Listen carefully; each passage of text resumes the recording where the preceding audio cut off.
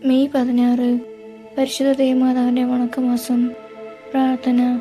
പരിശുദ്ധ കന്യകയെ, അവിടുന്ന് അങ്ങേ ദിവ്യസുതനെ പ്രസവിച്ച് ഒരു പുൽക്കൂട്ടിൽ കിടത്തിയല്ലോ. അങ്ങേ ദിവ്യകുമാരന് മാതൃസഹജമായ പരിലാളനങ്ങൾ അർപ്പിക്കാൻ പോലും സാധിക്കാതെ അവിടുന്ന് വളരെ ദുഃഖിച്ചു. എങ്കിലും സ്നേഹത്താൽ ഉജ്ജ്വലിക്കുന്ന അവിടുത്തെ ഹൃദയത്തിൽ നിന്നും ആരാധനയുടെ അർച്ചനകൾ ഉയർന്നു. അവിടുത്തെ പ്രസാദിപ്പിക്കുവാനായി അങ്ങേ വിനീതവും ലളിതവുമായ പരിചരണങ്ങൾ നൽകി. അങ്ങേ കരതാരിൽ ദേവിശിശു പരിപൂർണമായി സംതൃപ്തി അനുഭവിച്ചു.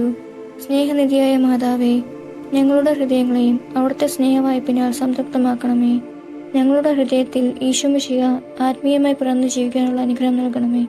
എത്രയും ദയുള്ള മാതാവേ, നിന്റെ സംഗീതത്തിൽ ഞങ്ങൾ ഓടിവന്ന് നിന്റെ സഹായം തേടി നിന്റെ മാധ്യസ്ഥം അപേക്ഷിച്ചവരിൽ ഒരുവനെയെങ്കിലും നീ ഉപേക്ഷിച്ചതായി ലോകത്തിൽ കേൾക്കപ്പെട്ടിട്ടില്ല എന്ന് നീ ഓർക്കണമേ.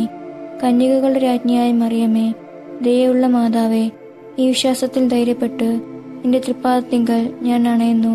നടുവിൽപ്പെട്ട് കണ്ണുനീർ ചിന്തി പാപിയായ ഞാൻ നിന്റെ ദയാധിക്യത്തെ കാത്തുകൊണ്ട് നിന്റെ തിരുസന്നിധിയിൽ നിൽക്കുന്നു.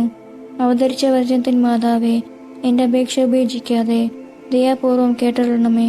ആമേൻ. ജന്മപാപമില്ലാതെ ഉത്ഭവിച്ച ശുദ്ധമറിയമേ, പാപികളുടെ സങ്കേതമേ, ഇതാ നിന്റെ സങ്കേതത്തിൽ ഞങ്ങൾ തേടി വന്നിരിക്കുന്നു. ഞങ്ങളുടെ മേൽ അലിവായിരുന്ന് ഞങ്ങൾക്ക് വേണ്ടി നിന്റെ തിരുക്കുമാരനോട് പ്രാർത്ഥിച്ചു കൊള്ളണമേ. ഒരു സ്വർഗസ്നായ പിതാവും ഒരു നന്മ നിറഞ്ഞ മറിയവും ഒരു തൃപ്തസ്തുതിയും 3 പ്രാവശ്യം ചൊല്ലുക. സുകൃത ജപം. പിതാവായ ദൈവത്തിന്റെ പുത്രി, പുത്രനായ ദൈവത്തിന്റെ മാതാവേ, പരിശുദ്ധാത്മാവിന്റെ മണവാട്ടി, ഞങ്ങൾക്ക് വേണ്ടി പ്രാർത്ഥിക്കണമേ.